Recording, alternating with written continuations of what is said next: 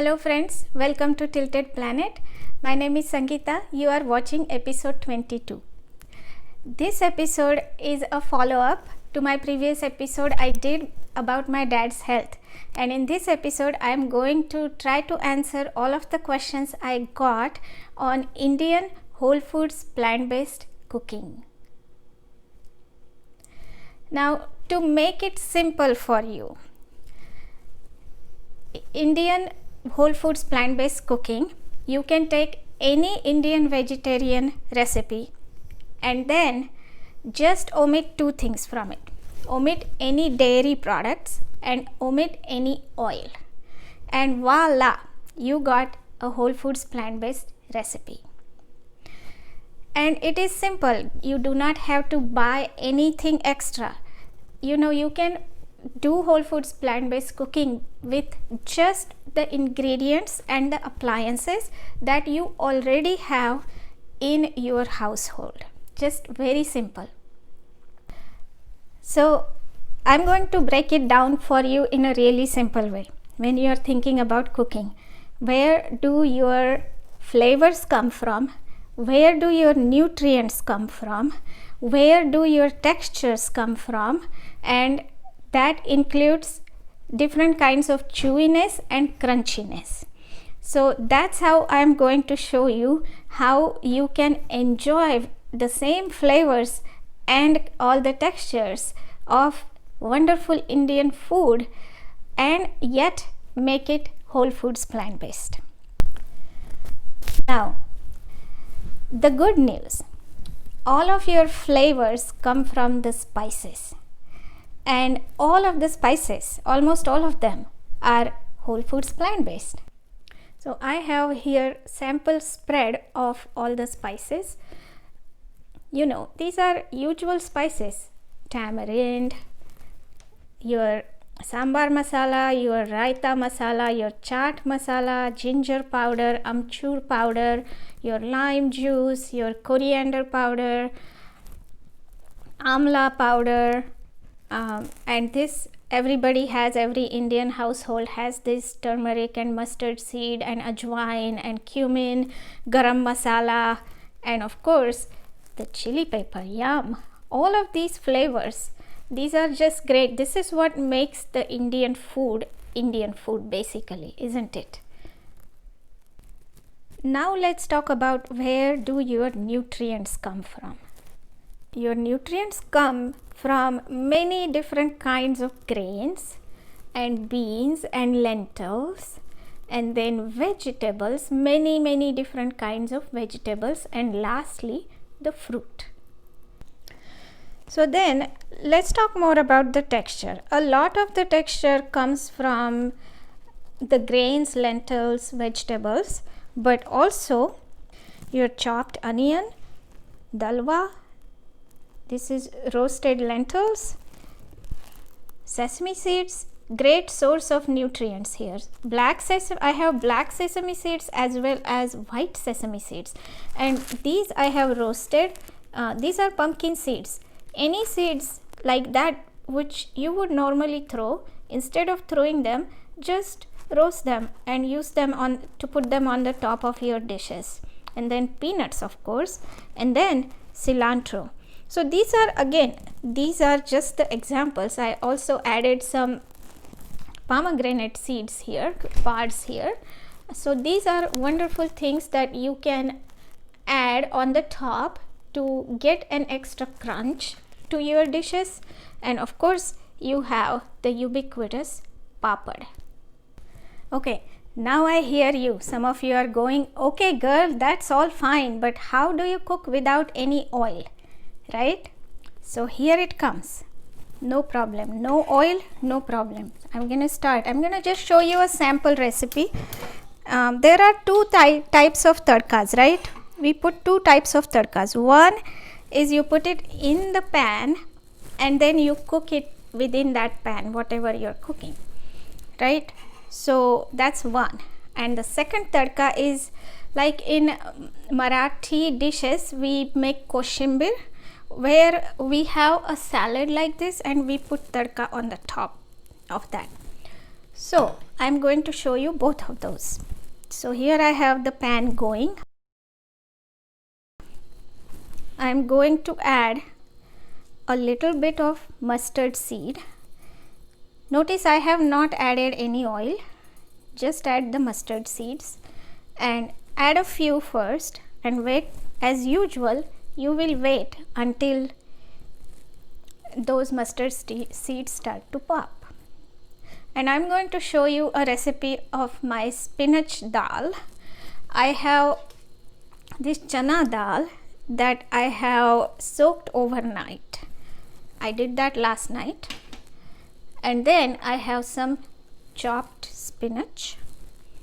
I have chopped onion. And I have my usual spice. We call this pado. And then I have hing and I have lime juice here. Those are my ingredients. While I'm cooking here,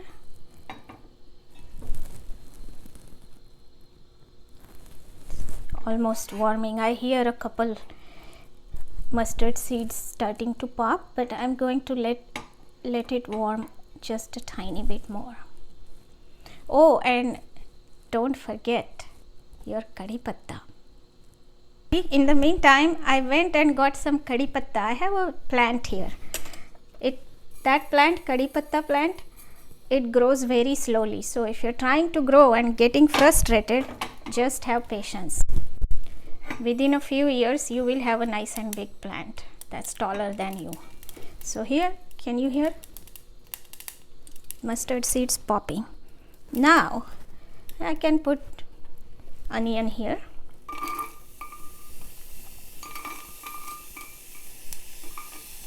Here goes the onion.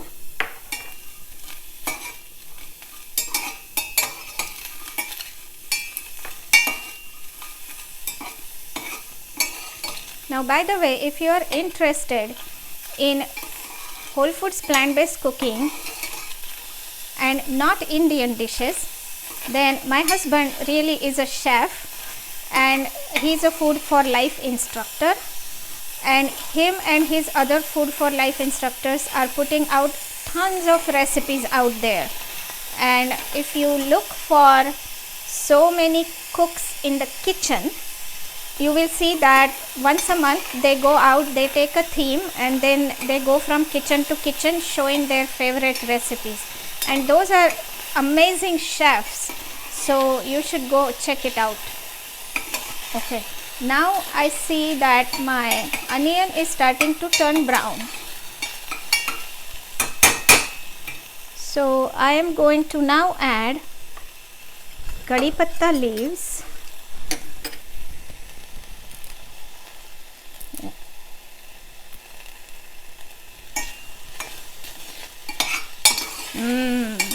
The aroma.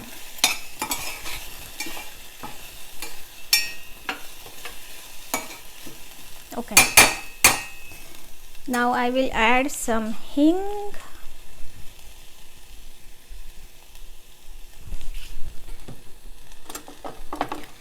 It's up to you, however recipe you usually follow, just follow that. Now at this point, basically your tadka is done, right? I just added turmeric and my flame is low. This is all going on a low flame.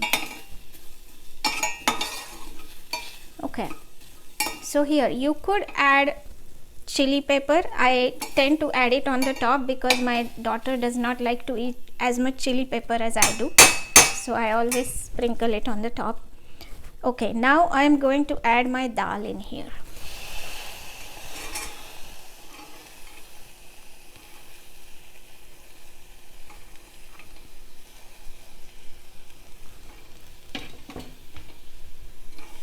Here we go. Now in this particular dal, the way I like it is I like it a little bit firm, not mushy, and I like it dryish, not too watery. I'm not making like a runny dal here. This is supposed to be like my snack, not the dal I would put on rice or eat with roti or something. So it has some moisture from the onion that normally you would have oil in it, which has some moistness to it. So now that onion has done that for you, so see, it's not dry, the moisture here is just right.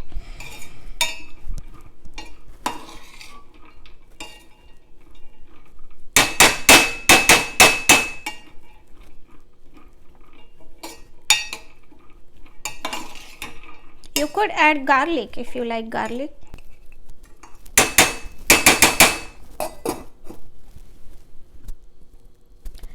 So now I am going to let it sit for a few minutes while it's cooking. And while it is cooking, I am going to talk about this book I am reading. It's called Guns, Germs and Steel by Jared Diamond. This has been on my reading list for a long time. I am finally getting to it. The book has nothing to do really with veganism, plant-based or cooking or nothing. It's just a book on history.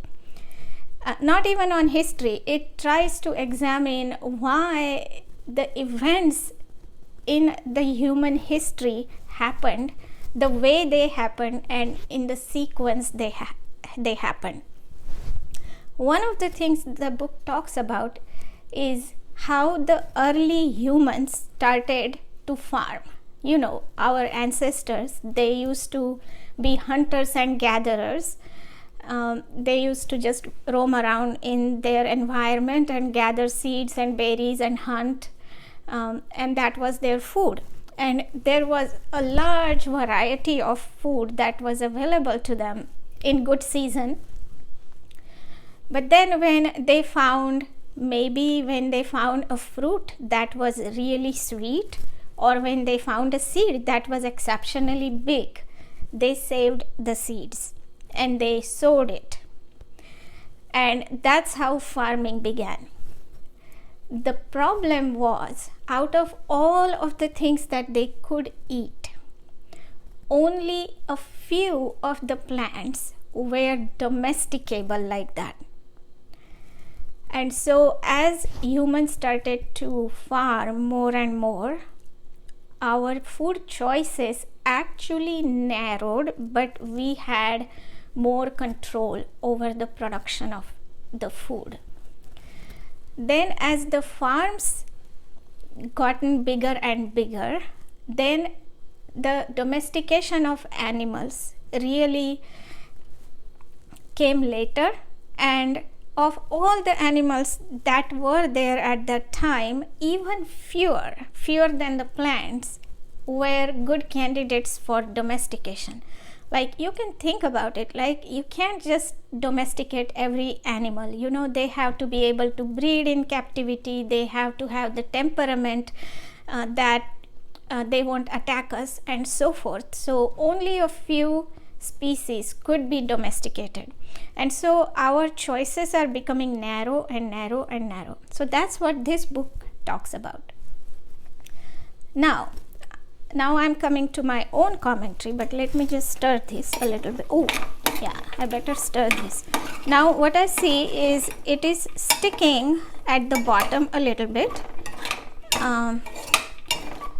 So you could add water, definitely add water to it, but I don't like adding water to this dish, so I have this wonderful spinach.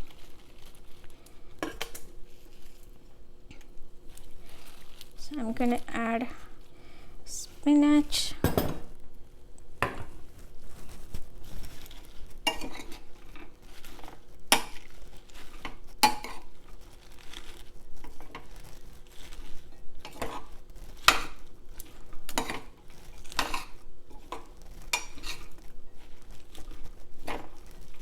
Just work it in. Oh, and you could have also added lime juice, which of course I am going to add. That will give it some moisture as well. I think one time I made this dish and I took it to a potluck, and everyone said, oh, you made corn, because it looks like corn at this point, but it's not corn, just lentils.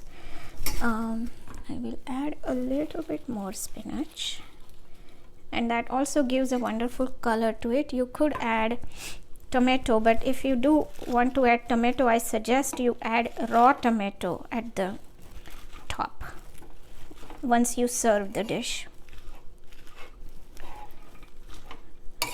But it's really entirely your choice.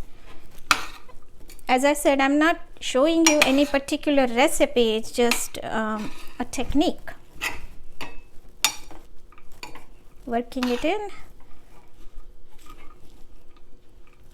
I think I will go ahead and add lime juice.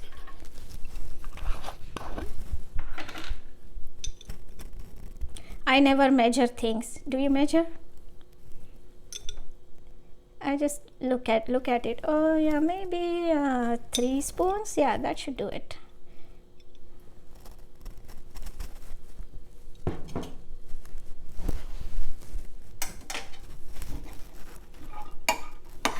Okay, and I can go ahead and add salt right now.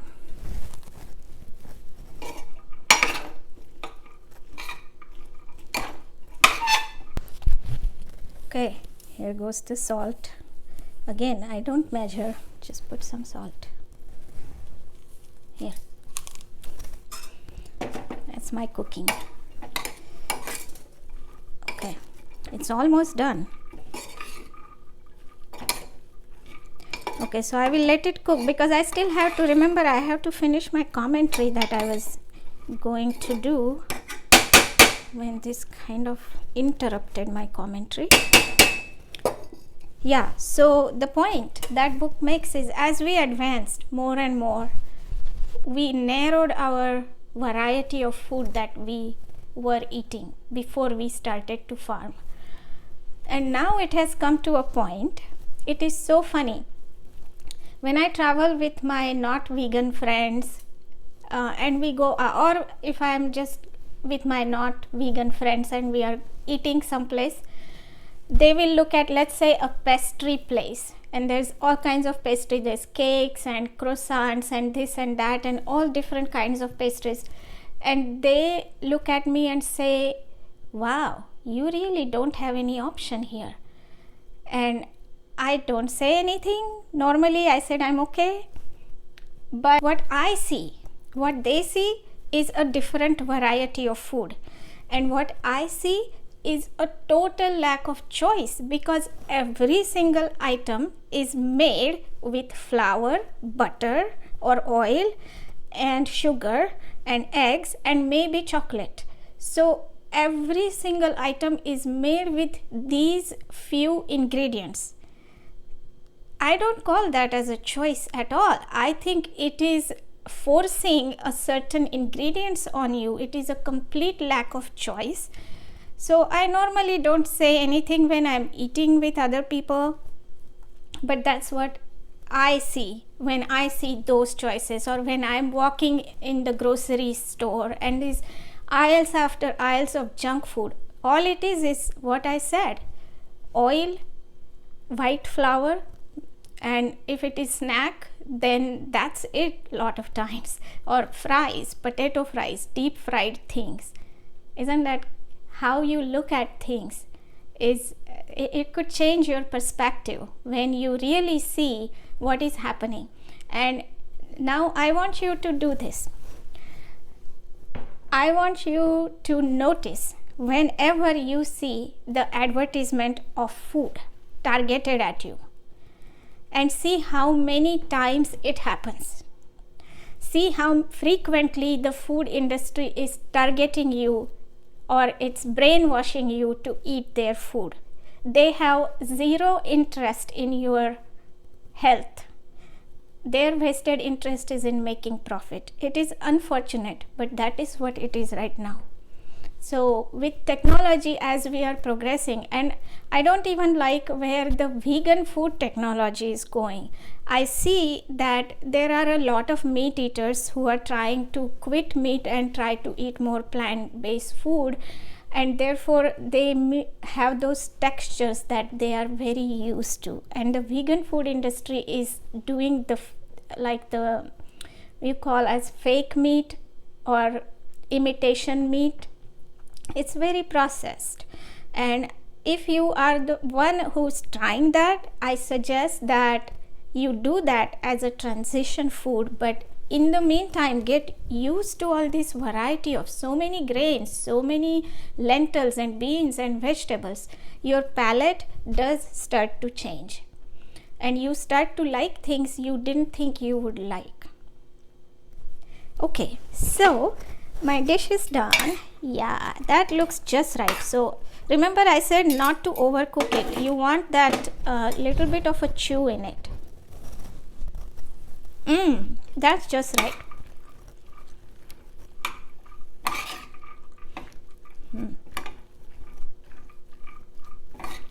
It needs a little bit more lime juice, and of course I'm going to add, when I eat it, when I serve it, I'm going to add chili on the top, and that would be just wonderful. And also onion on the top and cilantro on the top if you like extra crunch. Okay, let me try this now.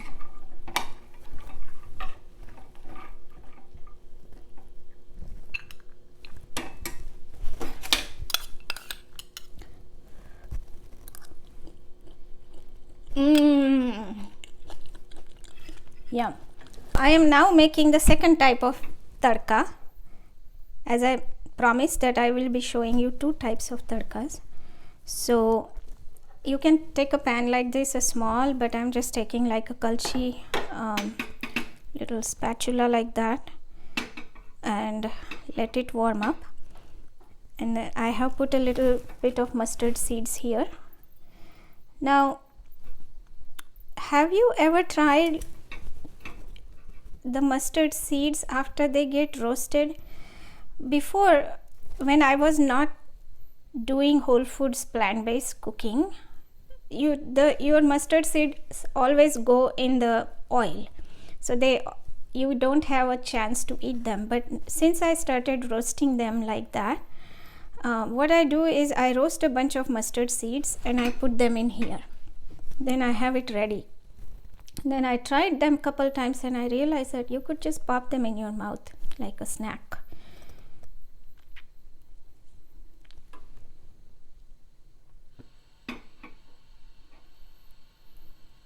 Okay, they should start popping soon. I don't know, can you see it? Is this in your way? Okay, here. There. Here they are popping. Here.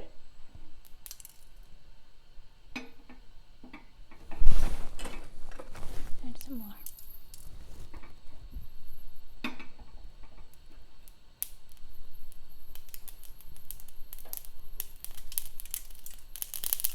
Okay, I'm gonna turn off the heat and just add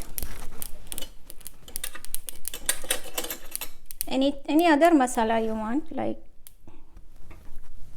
just roast with it. Turmeric. So that's it, and I will put it on the top here. Hing, you want to put hing, you can put hing. So it will have all the flavors, I promise. It will have the same flavors that you would normally get, because obviously they come from the spices. And then instead of oil, you're gonna add lime juice here. Give that a little bit of moisture.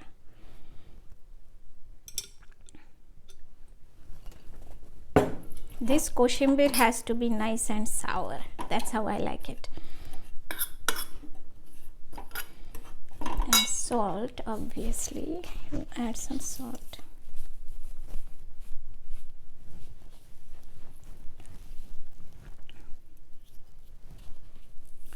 Normally you put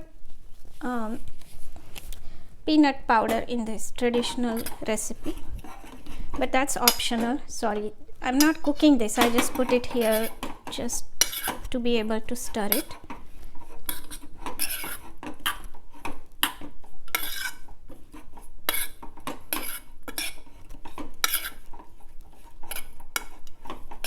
Okay, here is my koshimbir ready.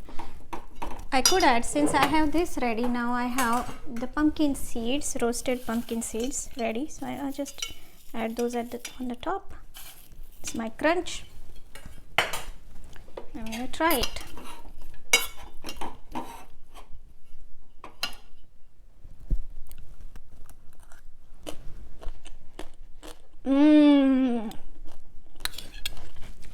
Yum. Thank you for watching, folks. Don't forget to subscribe and like and share. Bye.